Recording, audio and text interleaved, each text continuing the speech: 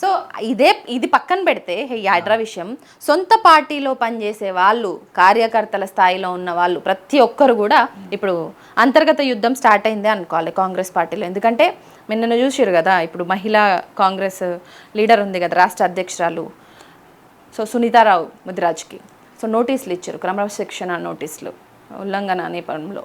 So ఏంది sir అంటే ఆమెకి నోటీసులు ఇవ్వడం వరకల్లా ఆంతర్యం ఏంది? ఆమెను సైలెంట్ చేయడానికా, లేదంటే కార్యకర్తలు అందరూ కానీ, లేదంటే ప్రశ్నించే వాళ్ళందరినీ సైలెంట్గా ఉండమని చెప్తున్నారు వార్నింగ్? ఈరోజు నీకు మొన్న సీతా దయాకర్కు పోస్ట్ ఇచ్చిండ్రు. సీతా దయాకర్ దాని పోస్టు చాలామంది ఇంటర్వ్యూ. సీతా దయాకర్ ఎంపీ ఎలక్షన్లో పనిచేసిందా, ఎమ్మెల్యే ఎలక్షన్లో పనిచేసిందా, పార్టీకి ఎప్పుడైనా జెండా మోసిందా? ఎందుకు ఆమెకు చైర్మన్ ఇవ్వాలి? ఈరోజు నిజమైన కాంగ్రెస్ కార్యకర్తలకు ఎంతమందికి ఇచ్చిండ్రు, ఎంతమంది పోస్టులు ఉన్నాయి? టీడీపీకి వచ్చిన వాళ్ళకి ఎంత? అసలు కాంగ్రెస్ టీడీపీ లెక్క కనబడుతుంది. కాంగ్రెస్ పార్టీ ప్రశ్నించడానికి ఉన్నది. షోకాజ్ నోటీస్ ఇచ్చేదంటే రేవంత్ రెడ్డి వచ్చినాకనే. నేను రేవంత్ రెడ్డి రాకముందు నేను ఉత్తమ్ కుమార్ రెడ్డిని 100 సార్లు అడిగిన, జానారెడ్డి కూడా అడిగిన. ఏ రోజు మాకు షోకాజ్ నోటీస్ మాకు ఎప్పుడు సస్పెండ్ చేయలే, ఎక్స్ప్లెనేషన్ అడిగింది, ఇచ్చినాం.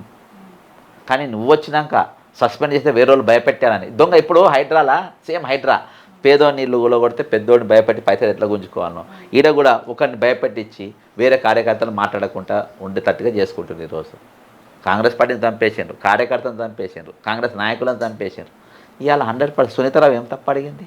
షోకాజ్ నోటీస్ ఇవ్వాల్సిన అవసరం ఏసీసీ నుంచి ఇప్పించడం వెనకాల రీజన్ ఏసీసీ అదో ఏసీసా ఏమున్నది? ఇప్పుడు వాళ్ళకు ఫండ్ పంపితే అయిపోయి ఏమున్నది? వాళ్ళకి ఇంత ఫండ్ పంపితే అయిపోయి. కేసీ వేణుగోపాల్ అంటోడు ఉన్నాడు, ఈమంటే ఇస్తారు. ఏమున్నది? షోకాజ్ నోటీస్ పెద్ద పైన. అరే బక్క జెర్సన్ నికాస్ అయిన కాంగ్రెస్ కార్యకర్త సస్పెండ్ అయితేనే దిక్కు లేదు. అదేందా వాళ్ళు ఇదంతా అప్పుడు గతం నుంచి ఇట్లనే ఉంటుండే కాంగ్రెస్ పార్టీ, లేకపోతే ఈ మధ్య కాలంలో ఇట్లాంటి వాళ్ళు, ఈ తోడేళ్ళు ఇట్లాంటి వాళ్ళందరూ జమ కావడం వల్ల తయారైందా? ఈ తోడేళ్ళు వచ్చినాకనే ఇట్లా మోపైంది తెలంగాణకు. ఎప్పుడైతే తోడేలు టీడీపీని చంపేసిన తోడేలు అక్కడికి వెళ్ళి కాంగ్రెస్కి వచ్చిందో, అక్కడికి వెళ్ళి కాంగ్రెస్ పార్టీకి దరిద్రం మోపైంది. కాంగ్రెస్ పార్టీని క్రమక్రమాన అప్పట్లో మీరున్నప్పుడు కాంగ్రెస్ పార్టీ పెద్ద అభిమాని, అట్లాగే మీరు చాలా సుదీర్ఘకాలం కాంగ్రెస్ పార్టీలో పనిచేసిండ్రు. సో అప్పట్లో ఎట్లుండే సార్ పార్టీలో కావచ్చు, అంటే పార్టీలో పదవుల విషయంలో ఈ అంతర్గత కుమ్ములాటలు ఇట్లాంటివి ఉండేనా అప్పుడు కూడా? ఉండే, కానీ ఎప్పటికీ సస్పెన్షన్ చేసినట్టు పెద్దగా పార్టీకి వ్యతిరేకంగా చేస్తేనే కానీ సస్పెండ్ ఎవరిని పడితే. ఎప్పుడన్నా ఈ పార్టీ కార్యాలయం వేదికగా ధర్నాలు కానీ ఆందోళన కానీ ఎప్పుడైనా చేసిరు? ఎందుకంటే సునీతారావు చేసిరు. గాంధీ భవన్ పి సుధాకర్ రెడ్డి గాంధీ భవన్ గాలబెట్టిండు టికెట్ రాకుంటే. పి సుధాకర్ రెడ్డి గాంధీ భవన్ గాలబెడితేనే నాకు షోకాజ్ నోటీస్ ఇవ్వలే, సస్పెండ్ చేయలే. గాంధీ భవన్లో అంతెందుకు సార్, ఇప్పుడు ఈ సునీతారావు ముదిరాజ్కి ఈ క్రమశిక్షణ నోటీస్ ఇచ్చిండ్రు, ఓకే, ఉల్లంఘన నేపంలో.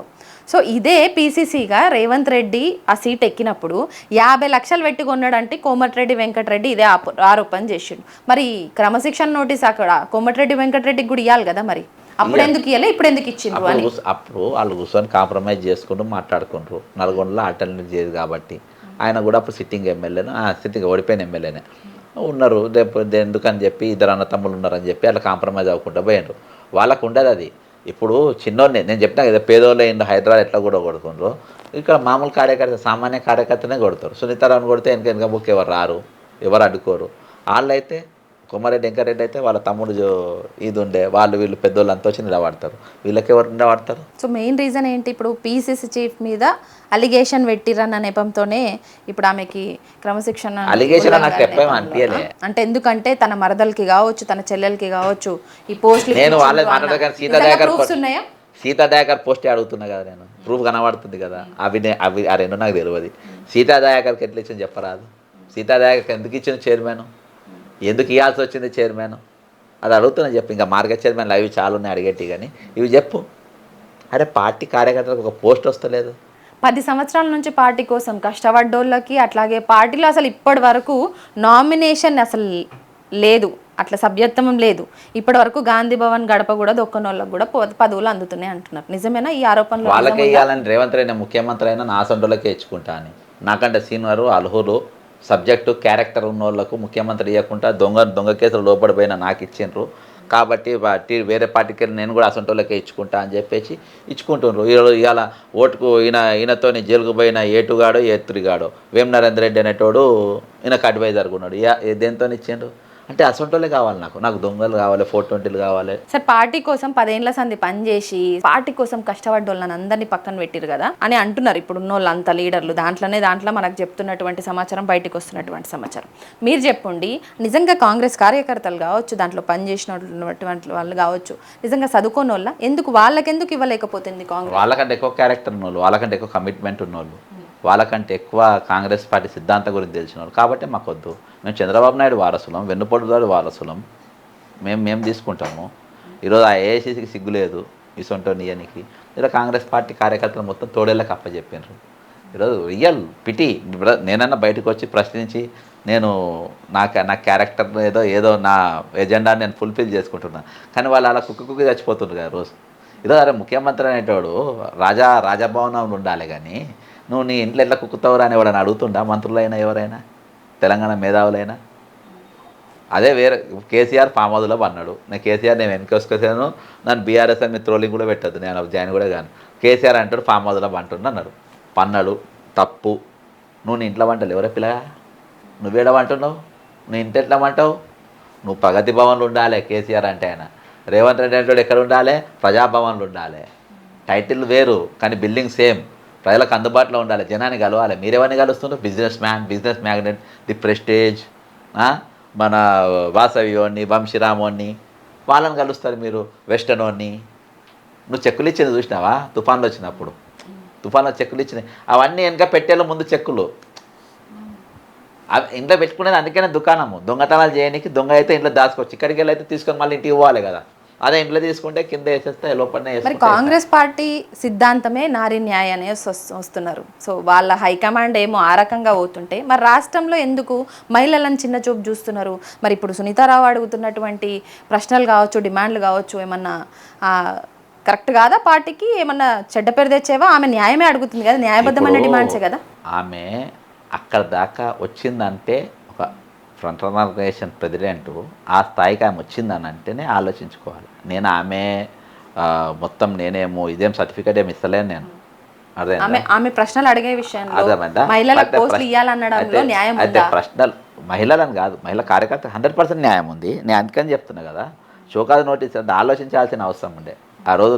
అంటే ప్రశ్నించేటోళ్ళకు షోకాజ్ నోటీసులు అర్థమైందా? వాళ్ళకి చెంచాగిరి చేసేటోళ్ళు, వాళ్ళతోని ఆయా పార్టీలు మారొచ్చిన వాళ్ళకేమో అందలాలు. కాబట్టి సేమ్ ఇప్పుడు అంతటా కూడా ఇప్పుడు గొంతుకలు ఎవరైతే ఉన్నాయో, అది పేదోడి అయినా వీళ్ళైనా కానీ వాళ్ళంతా బలులు వాళ్ళనే ఇస్తుండ్రు కదా, నీ ఎక్కడ చూసినా కానీ. కాబట్టి ఈరోజు వాళ్ళు సామాన్యులు కాబట్టి షోకాజ్ నోటీసులు ఇచ్చారు. ఇప్పుడు ఆమెని 7 డేస్లో రిప్లై ఇవ్వాలని, లేదంటే మళ్ళీ పార్టీ నుంచి సస్పెండ్ చేసే అవకాశాలు ఉన్నాయి కూడా అని కూడా బయట బాగా ప్రచారం చేస్తున్నారు. సో నిజంగా ప్రశ్నిస్తే ఇట్లాంటి షోకాజ్ నోటీసులు ఇస్తారా? ఓన్లీ సునీతారావుని భయపట్టించేందుకున్నా అడిగే అందరినీ కూడా ఒక వార్నింగ్ అంటారా, ఒక అల్టిమేటం అనుకోవచ్చా? పక్కనోళ్ళ భయపెట్టి అని, కానీ తల మీద ఇంటికి కూడా ఫరక పడదు. రేపు దగ్గర పడ్డది చూస్తున్నాక ఇంకొక 5 నెలలు అయితే, 4.5 ఏళ్ళు అయితే 2 సంవత్సరాలు అయిపోతాయి. 2 ఇయర్స్ అయితే మళ్ళీ కాంగ్రెస్ పార్టీలు ఎవరు ఉండరు. మళ్ళీ అదే తిరుపతి రెడ్డి, అదే కృష్ణారెడ్డి, ఇక మీరే జెండాలు కట్టుకుంటే తిరగాలి. రేపు చెప్తారు కదా ఏఐసీసీకి. ఇక ఏఐసీసీ అయినా పీసీసీ అయినా రేపు ఖచ్చితంగా ఎలక్షన్స్ ముందో ఎన్నికల కోసమో పక్కా మా దగ్గరకు వచ్చి ఖాయం. అప్పుడు మేము ఎట్లా చెప్పాలో కూడా చెప్తాం. అదే జెండా ఆటేటోళ్ళు కూడా దొరకడు కాంగ్రెస్ పార్టీకి. తిక్కదేస్తే కాంగ్రెస్ పార్టీ. మరి కాంగ్రెస్ పార్టీలో ఇలాంటి వాతావరణం గతం నుంచే ఉందంటారా? ఎందుకంటే ఎప్పుడు లేదు, సీనియర్ లీడర్ ఎప్పుడూ లేదు. ఆపోజిషన్లో కూడా పవర్ ఎంజాయ్ చేసినాం, ఆపోజిషన్లో కూడా కార్యకర్తగా లైఫ్ ఎంజాయ్ చేసినాం. మేము ఎప్పుడు లైమ్ లైట్లో 10 ఏళ్ళ రేవంత్ రెడ్డి కంటే ఎక్కువ లైమ్ లైట్లు ఉన్నా నేను. రేవంత్ రెడ్డి దొంగ కేసులలో లైమ్ లైట్లు ఉన్నాడు, బ్లాక్మెయిల్ కేసులలో లైమ్ లైట్లు ఉన్నాడు. అదే ప్రెస్ మీట్ పెట్టి తెల్లారి కాంప్రమైజ్ అయ్యిండు ప్రతి దాంతోని. నా దగ్గర ప్రతిదాని ఎవిడెన్స్ ఉన్నది, ప్రతి కేసులో ఆయన ఇదైండు. అర్థమైందా? ఈరోజు మేము ఎక్కడ కూడా కాంప్రమైజ్ కాలే, ఏడ కూడా అమ్ముడు పోలే. మా దగ్గర రాలేదా? నీ దగ్గరకు వచ్చిన నా దగ్గర కూడా వచ్చిండ్రు. మరి ఎందుకు సార్ కాంగ్రెస్ పార్టీకి అసలు సంబంధం లేని వాళ్ళకే సగానికి పైగా సీట్లు కేటాయింపులు ఎందుకు జరుగుతున్నాయంట? వాళ్ళైతే నేను చెప్పినట్టు వింటారు. నువ్వు నా ఎంబర్ రమ్మంటే వస్తాడు అని అనుకుంటుండ్రు. కాబట్టి వాళ్ళు అట్నే తయారైంది కదా. వాళ్ళు ఏమన్నా సుఖం పుస అంతా యథా రాజా తదా ప్రజ. వాళ్ళకు అసొంటోళ్ళు అయితేనే సూటబుల్. కాబట్టి ఓడు సర్వే ఓడేవాడో ఉండే, ఆ సర్వే ఓడి చెప్తే సీట్లు వచ్చినాయంట. మరి సర్వే వాడిని ఇప్పుడు పంచాయతీరాజ్ చెప్పమని, సర్వే లోకల్ బాడీ ఎలక్షన్స్ పెట్టమని ఆ సర్వే వాడిని కూడా సునీల్ కనుగోలు అంటోని ఆ దొంగ సర్వేలు రాపిచ్చి ఎట్లా పోయినా నిలబడే సీట్లు పక్క కాంగ్రెస్ పార్టీ గెలిచే అవకాశాలు ఉన్నాయి కాబట్టి వీడైతేనే గెలుస్తారని దొంగ సర్వేలు ఇచ్చి చెప్పించాను. ఈ అంతర్గత కుమ్ములాటలు ఎక్కడికి దారితీస్తాయి సార్? భవిష్యత్తులో ఏం జరగబోతుంది కాంగ్రెస్ పార్టీలో మీ అంచనా? కాంగ్రెస్ పార్టీలో ఎప్పుడైతే కానీ ఈరోజు రేవంత్ రెడ్డి అనే దాని మీద భయంకరమైన కోపం ఉంది. ఈరోజు పబ్లిక్ యాంటీ ఎట్లున్నదో కార్యకర్తలు కూడా అంతకంటే ఎక్కువ కోపం పైన ఉన్నారు రియల్గా. ఈ మధ్యలో ఒక 1 year వరకు నాకు చాలామంది టచ్ లేదు. ఇప్పుడు నాకు 90% కాంగ్రెస్ నాయకులు నాకు టచ్లోకి వచ్చారు. 90% పెద్ద పెద్ద నాయకులు, తోపు నాయకులు నాతో టచ్లోకి వచ్చారు. అంటే మీరు ఇట్లా చెప్పి కాంగ్రెస్ నేతల్ని, నాయకుల్ని, పెద్ద పెద్ద లీడర్లను అందరినీ ఇరుకును పెట్టే వాళ్ళు ఏమి ఇరుకోరు ఉంటారు. ఆయన కూడా తెలుసు, రేవంత్ రెడ్డి కూడా తెలుసు. ఆ దొంగను అందరికీ తెలిసిపోయింది.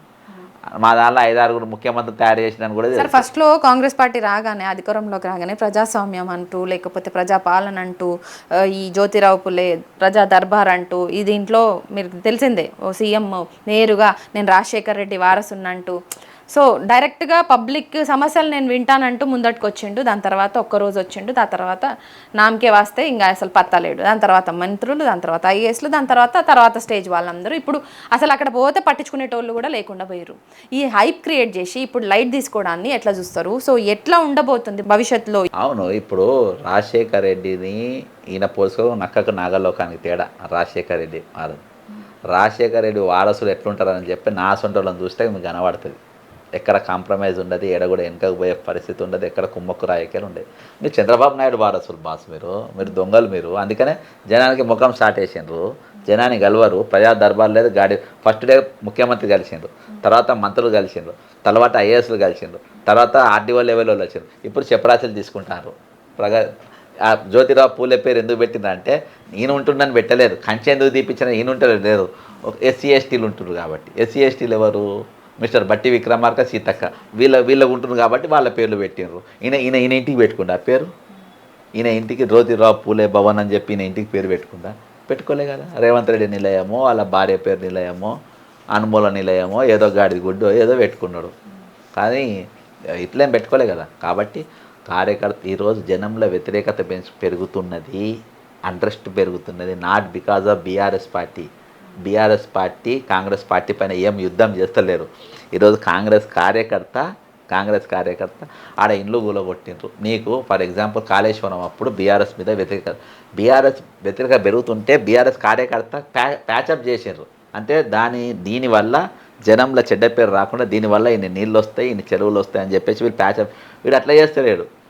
కాంగ్రెస్ వాడు ఏం చేస్తున్నాడు, నా కొడుక ఎంత పనికి వస్తారో నువ్వు అని హైడ్రా, అయ్యో వాడు దొంగ, హైడ్రా లగిచర్ల దొంగ, అయ్యా మళ్ళీ కాంగ్రెస్ అధికారం రాదు, మా ముఖ్యమంత్రికి గెలవాడు, అసలు నామినేషన్ మన డిపాజిట్ కూడా రాదు. Congress party worker is more powerful. ప్రతి ఊర్లో నువ్వు కాంగ్రెస్ పార్టీ మొత్తం ఇవాళ తమిళనాడులో ఉన్నది, నేను ఆడ ఇన్ఛార్జ్గా పనిచేసిన. ప్రతి ఊర్లో 20 మంది కార్యకర్తలు ఉంటారు. ఇవాళకి కూడా అధికారం లేక 50 ఏళ్ళు అవుతుంది. ప్రతి ఊర్లో ఇవాళకి నువ్వు మీటింగ్ పెట్టి ఆ ఊర్లో జెండా కార్యక్రమం పెట్టు, తెల్ల దోతులు 3 రంగుల కండు వేసుకొని ముత్తైదుల్లోకి వచ్చింది ఇలా వాడతారు. ఆడ తమిళనాడులో ఈడ కూడా ప్రతి ఊర్లో మినిమం 20-30 మంది కాంగ్రెస్ సింపథైజర్స్ ప్రతి విలేజ్లో ఉంటారు. కాబట్టి వీళ్ళు బొందబెట్టేది రేవంత్ రెడ్డి అని అంటే మామూలు మంట మీద లేరు. అర్థమైందా? రేపటి దిన నేను చెప్తున్నా, నేను ఎవ్వరిని కూడా ఈ కోరిక కోరా. రేపు ఈ తెలంగాణలో ఒక ముఖ్యమంత్రి చచ్చిపోతే జయంతి వర్ధంతి చేస్తారు. రేవంత్ రెడ్డి అని జయంతి చేయరు, వర్ధంతి చేయరు, వారి ఇంట్లోనే చేసుకోవాలి. మదగ్గా నేను చెప్పేది రియల్ చెప్తున్నా. అంత కోపం మీద ఉందో, అంత భ్రష్టు పట్టి 16 నెలల్లో ఏం మంచి పనులు వేయలేదంటారా సీఎం రేవంత్ రెడ్డి? చేసిండు. తిరుపతి రెడ్డి ఇల్లు కూడా కొట్టుకోలేదు, సీతక్కని మంత్రిని చేసుకుండు, వేమనరేంద్ర రెడ్డిని ఆయన చేసుకుండు, చెంచాగాలని ఎమ్మెల్యేని చేసుకుండు, అర్హత లేనోని చీఫ్ సెక్రటరీగా చేసుకున్నాడు. జపాన్కి పోయి వచ్చి జపాన్ భాష నేర్చుకుండు. దావోస్కి వెళ్ళి 1,79 కోట్ల రూపాయలు తెచ్చిండు. 50,000 మందికి నౌకర్లు ఇచ్చేసిండు. ఆల్రెడీ వాళ్ళు జీతాలు ఎత్తుకుంటుండ్రు, నౌకర్లో పోతున్న 3 నెలల జీతాలు ఎత్తుకుంటున్నారు. అందరు బంగారు గిన్నెలు కొనుక్కుంటారు, బంగారు కంచాలాలు వండుకుంటారు, తింటుండ్రు. అయినా కానీ 1,79 రూపాయలకు తెచ్చుకోనికి దావోస్లా పెట్టుబడులు తెచ్చుకుంటారు. కానీ ఢిల్లీకి పోతే అంట చెప్పులు దొంగ చూసినట్టు చూస్తుండ్రు అంట. ఈయన చూడగానే చెప్పులు దాచిపెట్టుకుంటుండ్రు అంట.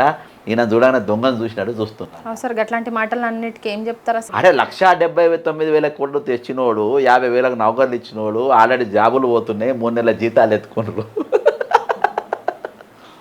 సరే